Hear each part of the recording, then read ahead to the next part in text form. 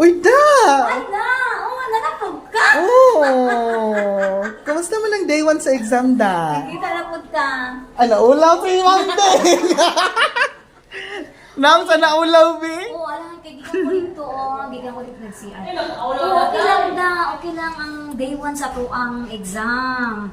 Morning ba yata na assign no din. Ugma po, another na po exam. Nya unsa may matambag nimo sa atong mga estudyante para ugma, Okay, da? dapat mag-ready gud sila, dili sila maglaag-laag, mag-study gud sila, no? Kay para pagkaugma, ready na sila unya. Dapat namahaw sila daan sa ilang pag-anhi para paabot nila dili sila bation og tabuhi.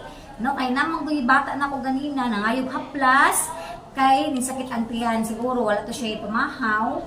Nagutman, ana, pero okay na siya, kalos Ginoo. Then mo lang nako ang dapat mo anhi ready no, na siya baon, unya bag-o nagkaon po siya pamahaw, unya ang number 1 din ana na isulod iyang utok. Dili lang ang sulod sa iyang tiyan, kundi ang iyang utok na isulod. Para di siya maglisod sa exam o makakuha siya dako nga marka. Di ba?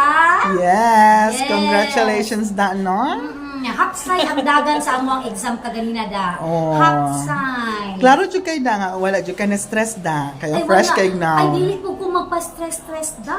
Bahalag magpabadlong ng mga bata. Badlong na kay sa kaduha. Pag di patuo, okay lang. Tutuki lang ang ilang mga mata. Muhilong ra na sila. Dili ta magpa-stress da. Bawal magpa-stress. Si mamatay. Simba ka lang. Ay, da.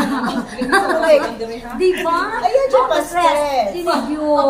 Di na ako na to. Nati pamilya nga nagulat sa ato. Ano lang na siya. Kung saan Ay, ba bana sa nagulat. Ginoo. Kanunay mag-aampo ta sa atong Ginoo.